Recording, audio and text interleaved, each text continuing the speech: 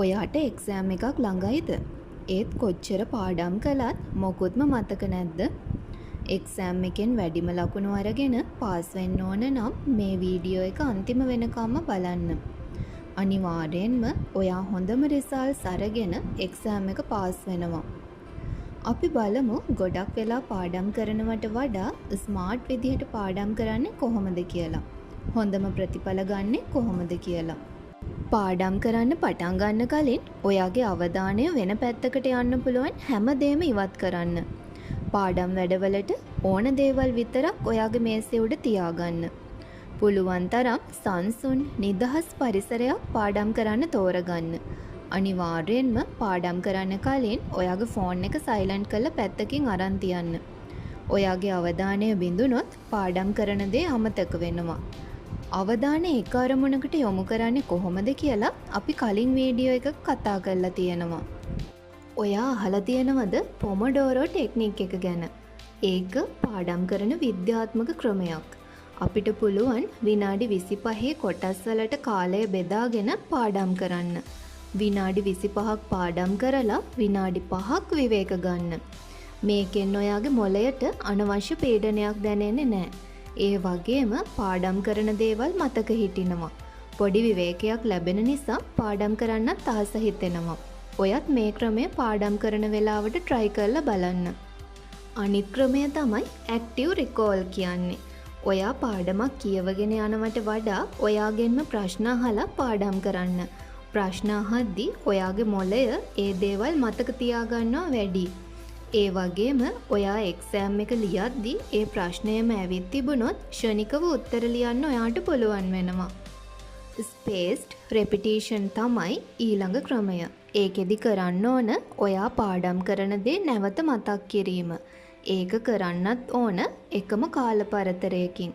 ඒ කියන්නේ දවසකට වතාවක්, දවස් 3කට වතාවක්, සතියකට වතාවක් වගේ එකම කාල පරතරයකින් නැවත නැවත මතක් කළාම ගොඩක් කරුණු පහසුවෙන් ඔයාට මතක තියාගන්න පුළුවන් වෙනවා.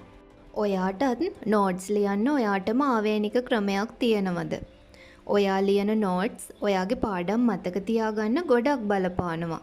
පාඩම් කරද්දී අපි එක එක විදිහට නෝට්ස් හදා ගන්නවනේ. ඔයාට පුළුවන් මයින්ඩ් මැප්ස් හදාගන්න. ඉස්සරහට අපි කතා කරමු හරියටම මයින්ඩ් මැප් එකක් හදාගන්නේ කොහොමද කියලා. මයින්ඩ් මැප් එකක් කියන්නේ මුළු පාඩමක්ම එක පිටුවකට සරල අදහසින් ගන්න එකට.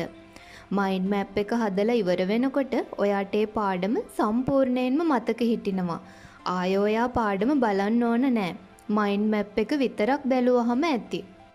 ඊළඟට ඔයාට පුළුවන් ෂෝට් නෝට්ස් හදාගන්න. මේක නම් පාඩම් කරන ගොඩක් අය කරන දෙයක්. විවිධ වර්ණවල පෑන් පාවිච්චි කරලා ලස්සන ෂෝට් නෝට් එකක් හදාගන්න ඔයාටත් පුළුවන්. පාඩම් කරන ඔයාට කරන්න පුළුවන් තවත් දෙයක් තමයි ඔයා පාඩම් කරපු දේවල් තවත් කෙනෙක්ට සරලව කියලා දීම. මේකෙන් ඔයාට ඒ පාඩම හොඳින්ම මතක තියාගන්න පුළුවන් වෙනවා. ඒ වගේම ඔයාගේ ඉගැන්වීමේ හැකියාවත් වර්ධනය වෙනවා. ඔයා පාඩම් කරන කෙනෙක් නම් ඔයාගේ මානසික සෞඛ්‍ය වගේම ශරීර සෞඛ්‍යත් යහපත්ව පවත්ව ගන්න ඕන. පාඩම් මතක තියාගන්න නම් නිරවුල් මනසක් තියෙන්න ඕන. අඩුම තරමේ දවසට විනාඩි 10ක්වත් මනස රිලැක්ස් කරගන්න පුළුවන් දෙයක් කරන්න. ඒ වගේම හැම වෙලාවකම මට පුළුවන් කියලා විතරක් හිතන්න. අපි ධනාත්මකව හිතන තරමට අපිට ධනාත්මක ප්‍රතිඵල ලැබෙනවා. ඔයා පාඩම් කරන කෙනෙක් නම් සමබල ආහාර වේලක් ලබා ගන්න. ශරීරයට ලැබෙන පෝෂණය ඊටාම වැදගත්. ඒ වගේම ජලය පානය කරන්නත් අමතක කරන්න එපා. ශරීර සෞඛ්‍ය යහපත්ව තියාගත්තම ඕනම වැඩක් සාර්ථකව කරගන්න අපිට පුළුවන් වෙනවා.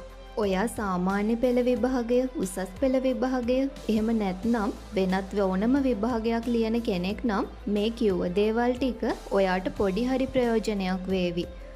විභාගයක් කියන්නේ බය වෙන්න ඕන දෙයක් නෙවෙයි. අපි සූදානම් වෙලා යනව නම් ඕනම විභාගයකට සාර්ථකව මුහුණ දෙන්න අපිට පුළුවන්. ඉහළම ප්‍රතිඵල ලබා ගන්නත් පුළුවන්. විභාගයක් කියන්නේ ජීවිතේ එක කඩයිමක් විතරයි. ඒ නිසා බය වෙන්නේ නැතුව විභාගයට මුහුණ දෙන්න. ඔයා කැමතිම පාඩම් කරන ක්‍රමය මොකක්ද කියලා කමෙන්ට් එකක් දාන්න. මේ වගේ වටිනා වීඩියෝ බලන්න සක්සස් විත් ගිදුත් නාලිකාව සබස්ක්‍රයිබ් කරන්න. ඔයාලා හැමෝටම ජයග්‍රාහී දවසක්.